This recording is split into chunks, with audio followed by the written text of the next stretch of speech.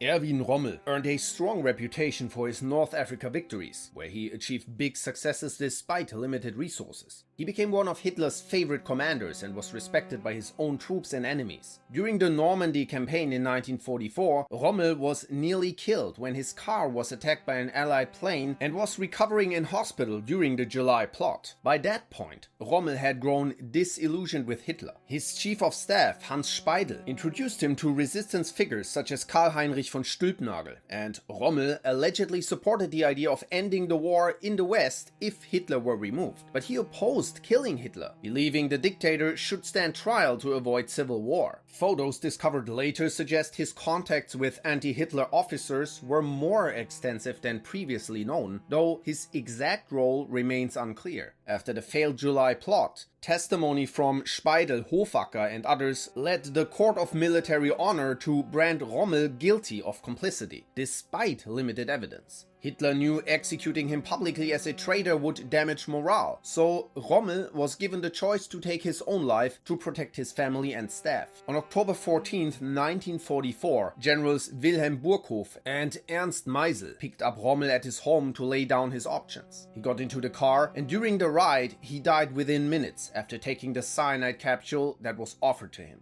The regime announced he had died from medical complications related to his Normandy injuries, declared a national day of mourning, and staged a state funeral. His body was later cremated by the Gestapo to destroy any evidence.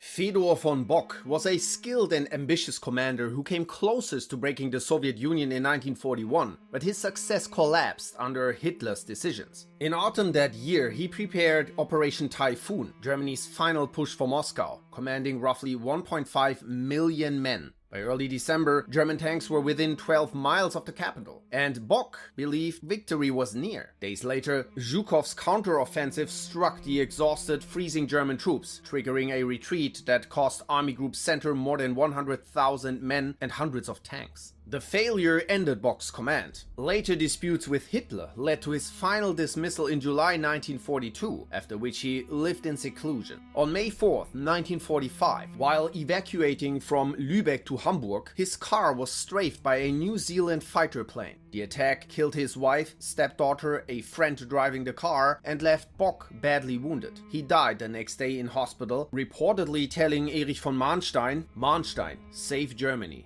Walter Model, often called Hitler's fireman, was known for stabilizing collapsing fronts and his defensive warfare against the Red Army. But by March 1945, his situation was hopeless. The Allies had broken through near the Rhine, his fuel was nearly gone. Only about 70 tanks remained. Hitler ordered him to hold out and wait for General Wenck's non-existent relief force. By April 1st, Army Group B, around 300,000 men, was encircled in the Ruhr. On April 5th, Model authorized battalion commanders to surrender, and by mid-April the pocket was divided by the Allies. His final operational order, telling General Bayerlein to break out the encirclement with 12 remaining tanks, was impossible to carry out. When General Matthew Ridgway requested his surrender, Model refused, insisting a German field marshal could not yield. Model dissolved Army Group B soon after. On April 20th, Goebbels publicly accused him of treason. He spent his last night in the field with his officers and handed his assistant a letter to his wife. With news that the Soviets had charged him for war crimes, there was only one way out for him. On April 21st, 1945, he walked into the woods near Duisburg and took his own life with his gun. He was buried where he fell.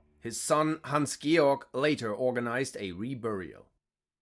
Ferdinand Schörner, Hitler's favorite general and the last commander-in-chief of the German army, was notorious for brutality rather than strategic skill. Nicknamed the Butcher and Bloody Ferdinand, he enforced discipline through terror, hanging deserters from trees and personally ordering executions. As the war collapsed, Schörner's Army Group Center tried to fight their way west to reach American lines rather than fall into Soviet hands. Despite orders from Reich President Dönitz to surrender to the Western Allies, Schörner deserted his command on the night of May 8, 1945. Dressed as a civilian, he flew to Austria in his private jet and then appeared at a German First Army headquarters on May 15th.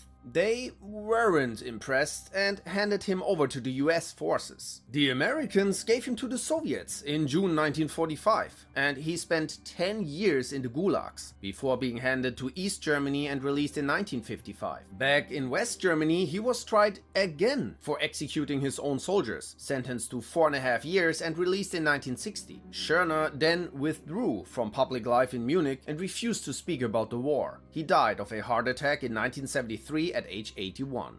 Eduard Dietl rose to prominence in Norway in 1940, leading the 3rd Mountain Division at Narvik. He was landed there by 10 German destroyers, all of which were later sunk in the battles for the port. Outnumbered by Norwegian, British, French and Polish forces, Dietl organized a stubborn defense in the hills. When the Allies left after Germany's successes in the west, Dietl retook the town and earned the nickname the Hero of Narvik.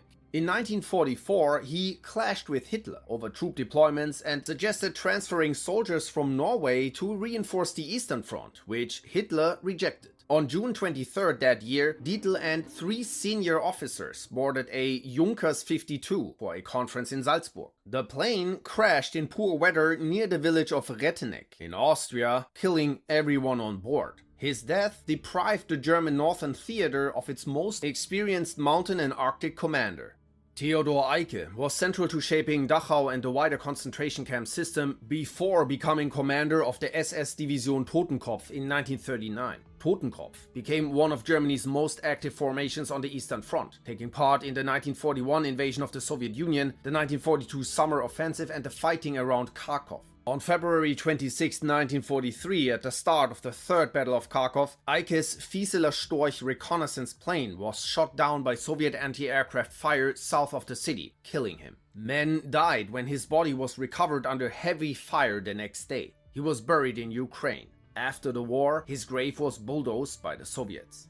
Erwin von Witzleben, a field marshal and former commander-in-chief, became one of the key military figures in the July plot and was intended to take over the Wehrmacht if Hitler was removed. When Stauffenberg's bomb failed to take out Hitler, the coup unraveled quickly. By nightfall, the conspirators were being rounded up. Witzleben was arrested the next day at his country estate, stripped of his rank and expelled from the Wehrmacht. His trial before Roland Freisler was staged as public humiliation. Witzleben was forced to appear in oversized trousers without a belt, was shouted down as a traitor, and even his attempt to give the Nazi salute was mocked by Freisler. He was sentenced to death on the spot. On August 8, 1944, he was executed at Plötzensee prison, hanged from a meat hook with a thin hemp rope, often mistaken as a piano wire, on Hitler's orders to ensure a slow death. The execution was filmed.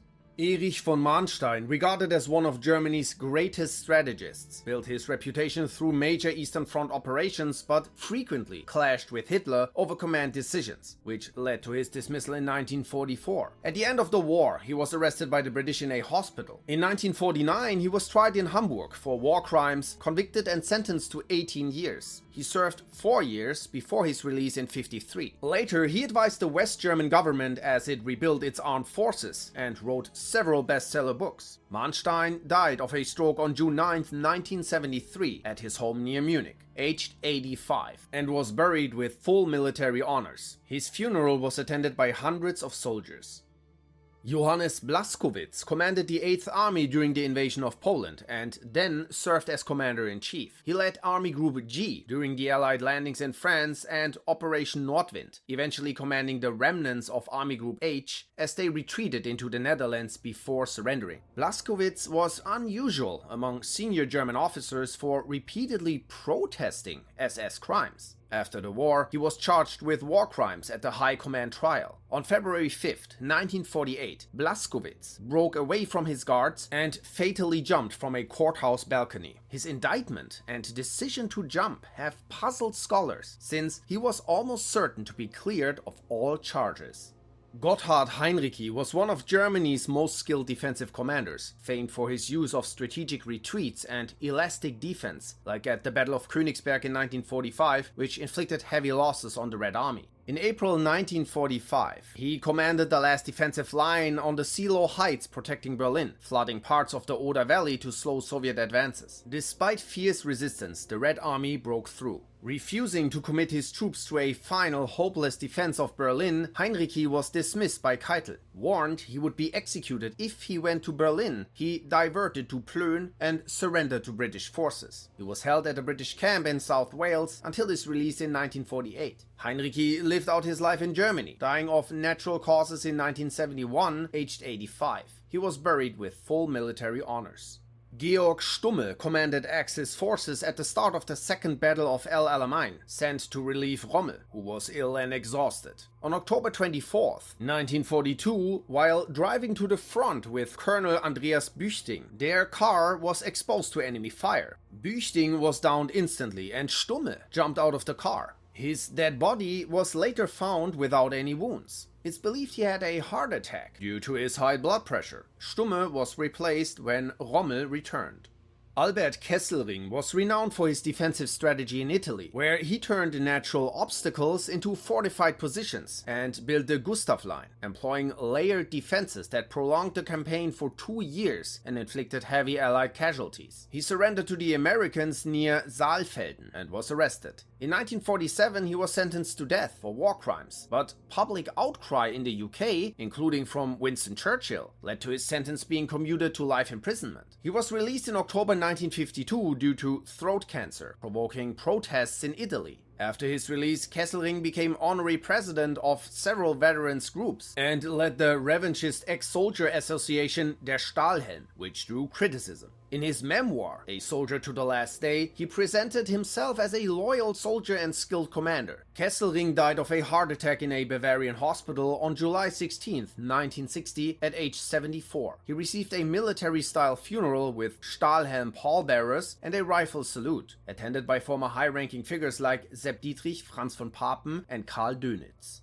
Josef Sepp Dietrich was the highest-ranking Waffen-SS battlefield commander. Field Marshal Gerd von Rundstedt described him as decent but stupid, and criticized his leadership of the 6th Panzer Army in the Ardennes. As commander during the Battle of the Bulge, Dietrich was responsible for the Malmedy massacre, in which US prisoners of war were killed. He was captured by American forces in March 1945 and tried for war crimes. He was sentenced to 25 years, of which he served 10. In 1956, he was re-arrested and tried for his role in the Night of the Long Knives murders of 1934, but was released in 1959 due to heart problems. Dietrich died in Ludwigsburg of a heart attack in 1966, aged 73. 6,000 people, including many former SS members, attended his funeral. Hermann Hoth is considered the greatest panzer commander of the whole war by many. He played a key role in the Battle of France, led the 4th Panzer Army at Stalingrad and fought at Kursk. By 1943, setbacks and exhaustion led to his dismissal, after which Hitler denounced him as an instigator of defeatism. Still, Hoth was recalled in April 1945 to command defenses around Halle-Leipzig before eventually surrendering to US forces. At the High Command trial, he argued that his wartime actions were legitimate and was sentenced to 15 years at Landsberg prison, serving time until his parole in April 1954. He spent the rest of his life in Goslar, writing about World War II and defending the Wehrmacht's reputation, arguing that German veterans should shape the historical narrative to preserve a heroic image of the army. Hoth died of natural causes on January 25, 1971, at the age of 85. Friedrich Paulus, best known for commanding the 6th Army at Stalingrad, became the first German field marshal to surrender. His force of roughly 265,000 men was encircled in the city, and on January 31, 1943, he capitulated. The same day, Hitler promoted him and expected him to take his own life. Taken to a special camp near Moscow, Paulus lived under interrogation and surveillance as the Soviets tried to use him for propaganda. He initially refused to cooperate, but after the July assassination attempt on Hitler, he openly turned against the Nazi regime. He joined the Soviet-sponsored National Committee for a Free Germany and later testified for the prosecution at the Nuremberg trials. Paulus returned to East Germany in 1953 and gave public talks criticizing the leadership that had led Germany into 2 disastrous wars. Diagnosed with ALS, a fatal nerve disease, he weakened quickly and died in Dresden on February 1, 1957 at age 66. Günther von Kluge, once one of Hitler's most trusted field marshals, took command of Army Group Center in late 41 during the failed offensive against Moscow. The defeat left him disillusioned, and the war was not what he had expected. His growing doubts made him receptive to the resistance movement, encouraged by his chief of staff, Henning von Tresckow, though Kluge remained hesitant and was easily swayed by Hitler's gifts, including 500,000 Reichsmark. He was aware of plans against Hitler, but would only support a coup if Hitler was confirmed dead. When informed of the July 20th plot, he agreed to act, but withdrew support the moment he learned Hitler had survived, reaffirming loyalty to him. In mid-August 1944, Kluge briefly lost contact with his headquarters after an Allied air attack damaged his car. Hitler, already suspicious, believed he might be negotiating a surrender and removed him from command on August 17th. Summoned to Berlin, Kluge assumed he would be arrested for treason. On August 19th, 1944, he took cyanide on the road from Paris to Metz, leaving behind a letter urging Hitler to end the war.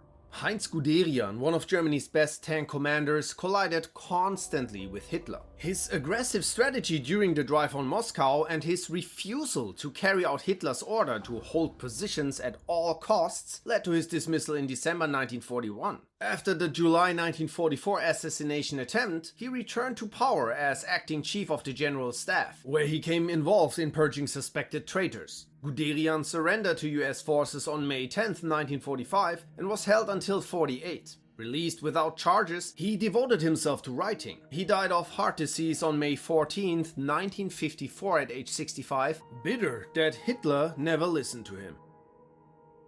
Hasso von Manteuffel was a feared panzer commander who inflicted heavy casualties on US forces during the Battle of Bastogne in 1944. He was moved to the collapsing Eastern Front in March 45. The Soviet breakthrough forced a retreat, and he surrendered to the British in May. Held first at Island Farm Camp and later by the Americans, he was released in 46 and became a spokesman for the Free Democratic Party and supported West Germany's rearmament. His wartime past resurfaced in 1959 when he was convicted of manslaughter and sentenced to 18 months, though public pressure secured his early release. Manteuffel later even advised NATO and died of natural causes on September 24, 1978, at age 81 while on holiday in Austria.